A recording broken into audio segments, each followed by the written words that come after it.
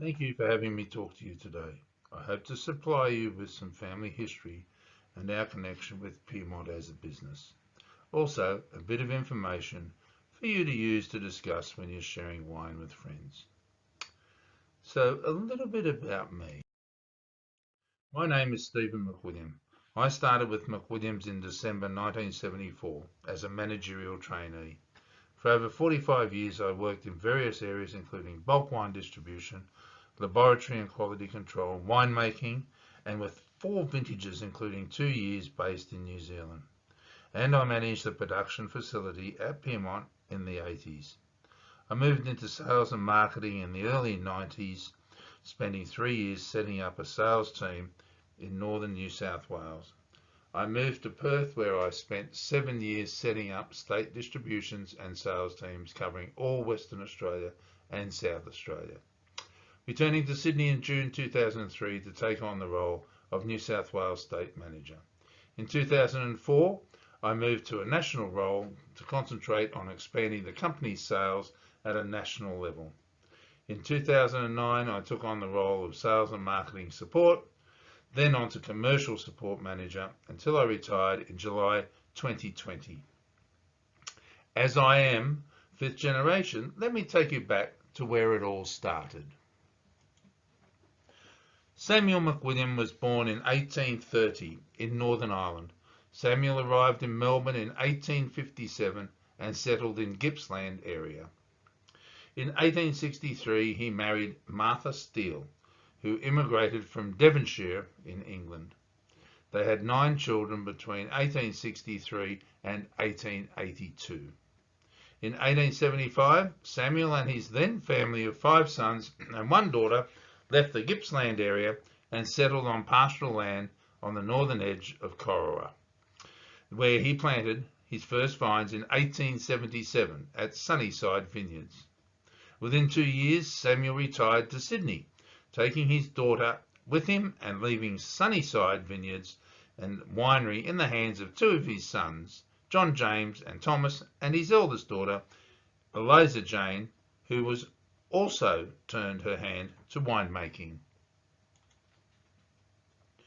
John James McWilliam, JJ, was married to Martha and had 4 girls and 4 boys.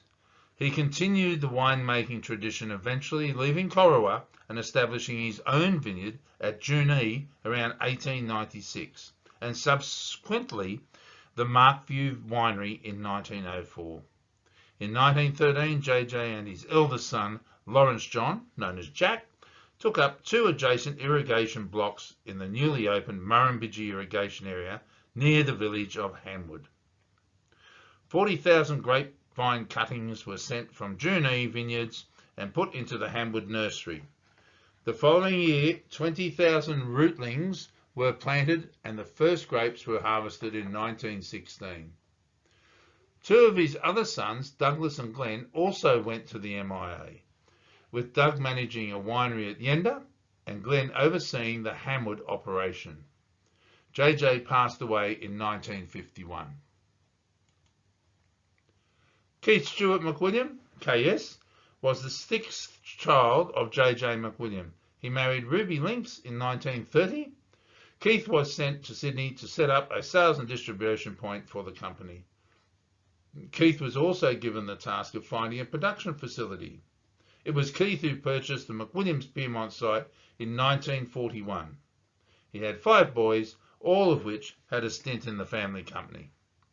In 1935, Keith was instrumental in the first wines exported internationally.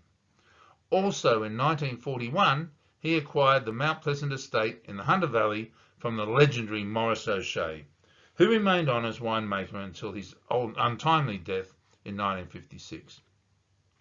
In 1960, we released our first varietal table wines to accommodate Australia's growing appreciation of premium table wines. Previously, the nation was very much driven by spirits and fortified wine. KS was a director from 1931 to 1975 and retired as general manager in 1970. And he presided over the company's destiny during critical years of growth. Keith passed away in 1977. Don McWilliam, Keith's second son, was my father. He joined McWilliam's Wines in 1951. After schooling at Sydney Grammar, Don started on the factory floor inserting corks and fitting capsules by hand. Don was appointed director of the company and over the next 5 decades played a significant role in the development of both the Hunter Valley and Australian wine industry. Don became a member of the Order of Australia in 2003 in recognition of more than 50 years' service to the Australian wine industry. During his career, he was active on the boards of the Australian Wine and Brandy Corporation, Australian Wine and Brandy Producers Association, the Australian Wine Board, and the Winemakers Federation of Australia. He became a patron of the wine industry in 1994, and in 1995 he was given the New South Wales Wine Industry's Graham Gregory Award. He retired to Salamander Bay with his wife Louise in 1993, but stayed on as chairman for a few years. Dad passed away in October 2017. To give you some substance, I have a short video to play that gives you an idea of McWilliam's Wine's heritage and our strength. This video is set about 20 years ago and reflects our versatility in the wine growing areas of Australia. I'm Don McWilliam, Chairman and 4th generation of the McWilliam family. Great wines are not made by great corporations. Great wines are made by people. People who dream dreams and plant vines. People who watch the skies and the soil and the fruit as it ripens. People who taste and blend and wait. People like the McWilliam family. For over 120 years since my great-grandfather, Samuel McWilliam, planted his first vines in 1877, successive generations of the McWilliams family have been making fine wines bearing the McWilliams name. The traditions of quality and bottle aging still endure at McWilliams, while at the same time, younger, contemporary wine styles have taken McWilliams to the forefront of current wine trends.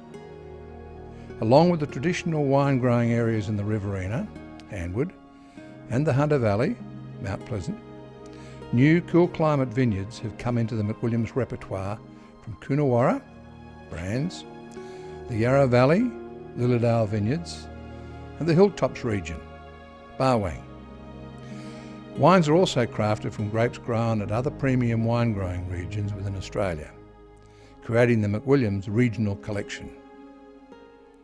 Mount Pleasant, nestled into the slopes of the Broken Back Range, was established in 1921 by revered winemaker Maurice O'Shea. The legacy and traditions left behind by Maurice O'Shea are still very much a part of Mount Pleasant, and it is perhaps the only winery in Australia which continues to bottle age commercial quantities of its wines until they are at their peak. In Coonawarra, as in no other wine producing area of Australia, the richness of the earth and the generosity of the climate have come together in harmony to make truly great wines a reality. Some of the finest are crafted at Brands. Brands vineyards lie at the very heart of Coonawarra's famous strip of Terra Rosa soil. Its original vineyard was planted over a century ago in 1896, and some of these original plantings are still bearing fruit and helping to make Brands wines some of the most distinctive in Coonawarra. Set in a beautiful valley of rolling green hills, it is perhaps not surprising that some of Australia's finest wines are produced in the Yarra Valley. It is a cool climate region, blessed with adequate rainfall year-round, and soils that lend themselves to the production of grapes, giving both intense flavours and the elegance that comes from cooler conditions. The wines from Lilydale are handcrafted wines, made in the way of the boutique winemaker. Soft, flavoursome wines, delicate, yet fully satisfying. They represent the best of the Yarra. Situated on the southwest slopes of the Great Dividing Range, near Young, in New South Wales, Hilltops is one of Australia's most promising cool climate regions. Soils are deep red, decomposed granite clays impregnated with basalt. Rainfall is abundant and reliable. During the growing season, the weather is warm by day and cool by night, with a long, cool ripening period. These growing conditions have caused the wines produced at Barwang to be compared with the best from Coonawarra. Plant a 3-inch nail in this soil, water it, and in a year you'll have a crowbar. So said my grandfather John James McWilliam in 1913 when he arrived at Hamwood near Griffith, New South Wales, with a bullock cart carrying 40,000 vine cuttings. Hamwood today, with a wine storage capacity of more than 22 million litres, is one of the largest wineries in a region that produces more than 2/3 of New South Wales wine and nearly 1/4 of Australia's total production. Each of McWilliam's diverse viticultural areas has its own soil type, its own climate, and its own distinctively regional characteristics. It is this regional diversity that has allowed McWilliam's winemakers to focus on these grape varieties, and those wines which past experience has shown are best suited to each particular area. The end result is greater choice for consumers and a medal tally at Australian and international wine shows out of all proportion to the size of Samuel McWilliam's family company, started all those years ago. This old photograph goes right to the heart of the story of McWilliam's Sydney branch. Following a short period at Brookvale, the company established its Sydney headquarters in this building in Alberta Street. Taken in about 1933, towards the end of the Great Depression, the picture includes almost the entire complement of staff in Sydney at that time. It was a period when the branch boasted 1 truck and 5 sales reps.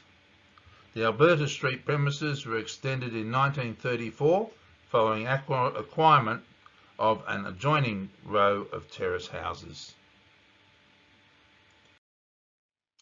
In 1942, the company's head office and cellars were moved from Alberta Street to the Pyrmont premises at the address of 100 Bulwarra Road.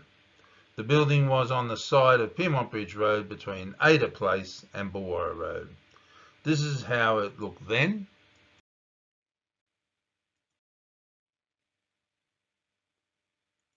And this is how it looks now.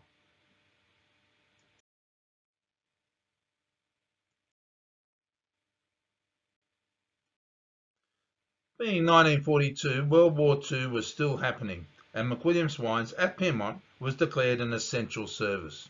Our winery stills were used to produce ethanol and stored in our underground tanks, here at Pyrmont, as reserve for plane fuel. At this time, our power supply was switched to the same line as the hospital, which guaranteed us power during blackouts. Wine was transported by rail in 63-gallon hogsheads from the wineries to the bulk depot at Darling Harbour. A quantity of wine, which in those days took 6 railway trucks and 12 wagon loads from depot to premises, can now be carried in 1 stainless steel tanker. From the 1950s, wine was transported to Pyrmont by rail in these large tankers. Wine was pumped from our siding via underground stainless steel pipes into our underground and above ground tanks. Today, the light rail goes along this line and the old pump house and pipes can be still seen today.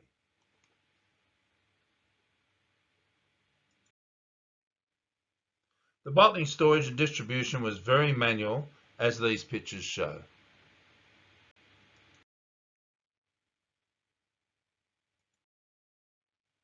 Finished wine ready for bottling was filtered into above ground tanks and gravity fed through the bottling machines.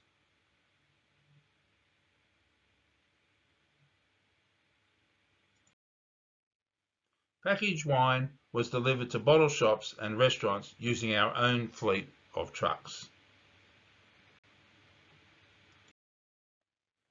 Pyrmont was extended considerably in 1961. Here are a few pictures of the construction.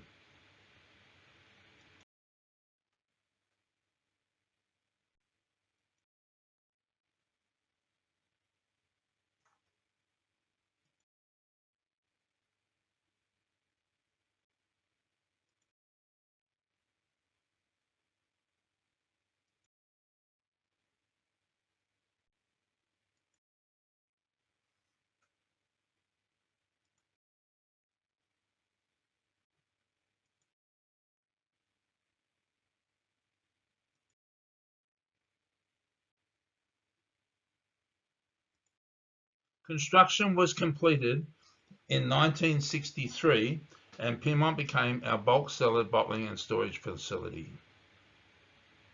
Here is a look at then and now. During the construction, my father took some photos of the skyline in November 2016. Looking east, Sydney height restrictions were lifted shortly before this photo was taken. Australia Square had just started construction when opened in 1967.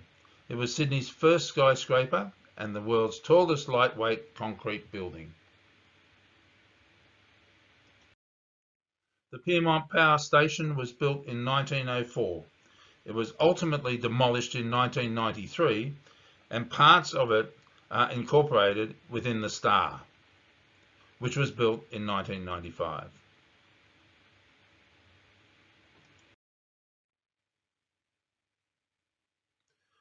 The road in the centre left of the photo leads to the Glebe Island Bridge and Rozelle in the distance. The railway line was used for goods trains transporting goods including our bulk wine. This line is now part of the light rail network. Looking west, here we are looking down Bridge Street towards Glebe. The grain silos are on the right. On the left is Wentworth Park and the old railway line.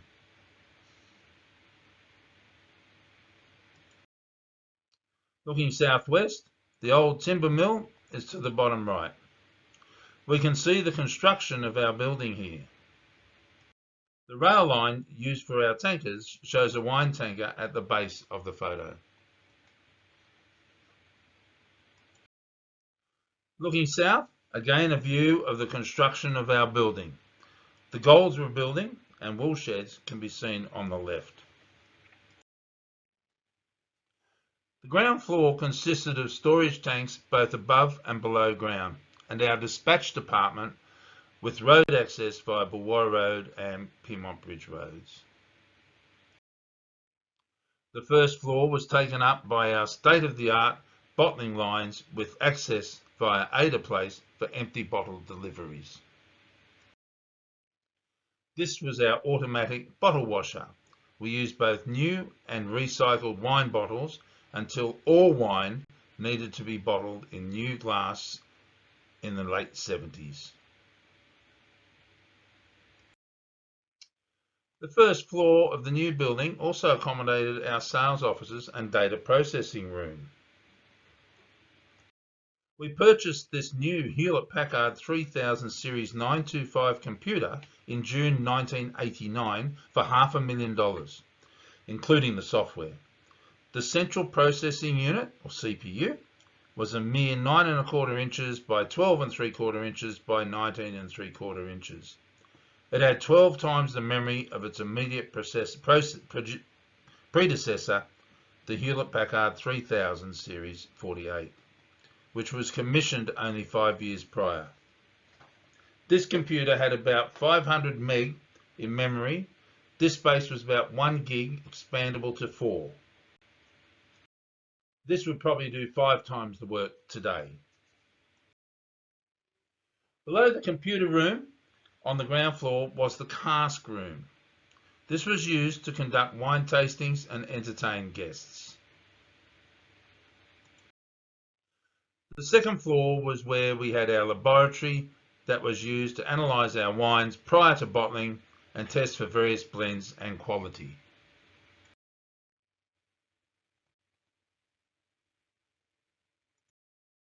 There were 10 pressure tanks that were used for making sparkling wines. These tanks were filled with wine and inoculated with yeast and allowed to undergo a secondary fermentation, then bottled under pressure as sparkling wine. Bodega was a big seller in the 80s. The third floor was temperature controlled and used as storage for our bottled wines for aging prior to bottling. Our reds, once bottled, were left here to mature for several years. The building had a goods lift that moved between the ground and fourth floors. That could hold a full laden van or 12 bins with 64 dozen bottles of wine in them. Mount Pleasant Elizabeth was kept here for 7 years prior to labelling and released as an aged Semillon.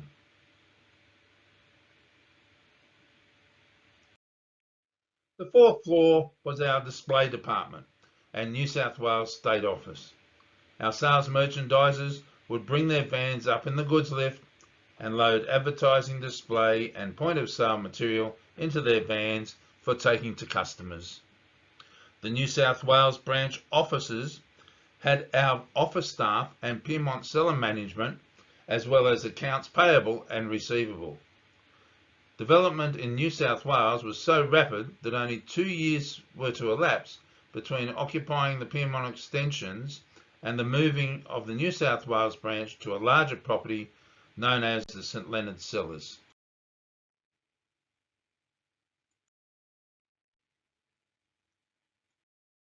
The fifth floor was our head office and marketing department, incorporating the boardroom and fryer room used for corporate tastings. In those days, our senior management all had secretaries and the tea lady would wheel a trolley around twice a day. Lunch was served in the fryer room and wines were tasted whilst business was conducted. I believe this is where the long lunch originated, otherwise known as networking. The senior managers were nicknamed the Jolly Friars, and it was an honour to be invited in. Food and wine matching was always happening. This video might show what went on in the fryer room. What better way to make the most of an occasional treat than with a selection of McWilliam's wines? For starters, there's absolutely nothing to beat a cream sherry. To accompany the entree, the choice of Chablis or white Burgundy poses a most delightful problem. The roast demands nothing less than claret or Cabernet Sauvignon, and of course with the cheese, only cream port would ever do. McWilliam's makes an occasion of every meal. McWilliam's had a number of TV ads that featured the Jolly Friar, who was used as an icon representing our company, not unlike the Michelin Man, Louis the Fly, Snap, Crackle and Pop, and Sam Toucan. Here's another of his ads. It takes time and a great sense of perfection to make a wine which is worthy of bearing the name McWilliam's.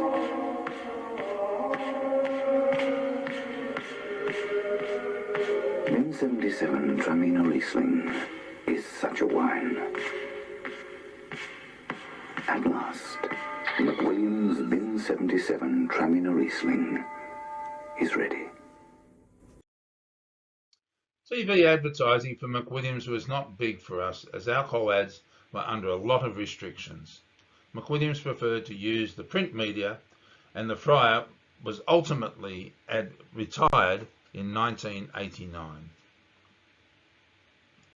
However, being in Pyrmont gave us access to local markets, and we launched a wine which was developed with the help of an icon of the fish markets. Every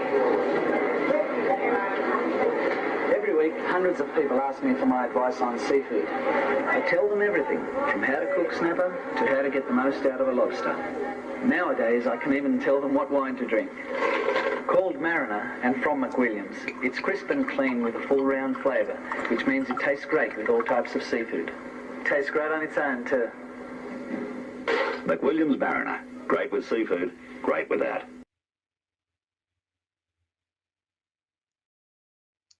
Pyrmont served the company well until the 1970s, when the major decision was taken to relocate bottling and warehousing facilities on land leased by the company at Chullora. Urban sprawl also meant we needed to get out of Pyrmont. The Pyrmont premises was sold to a developer in 1990, but the development was not realised until 2003. So we constructed a new facility at the Chullora site.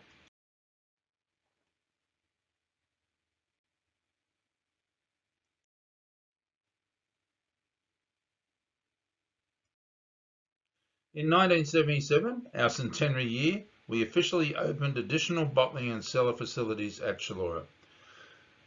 The move was completed in October 1989, when head office relocated.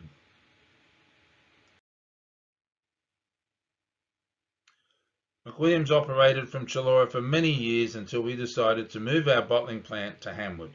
The warehouse and distribution were also moved to Hamwood around 2014.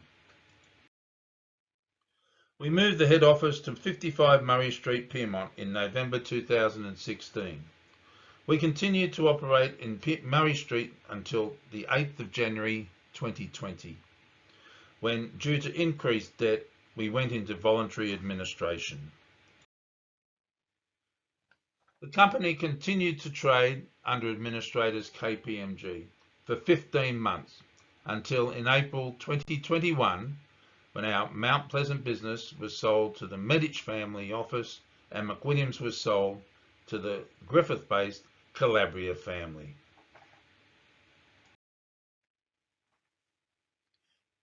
And that, I thank you, is our history in Pyrmont.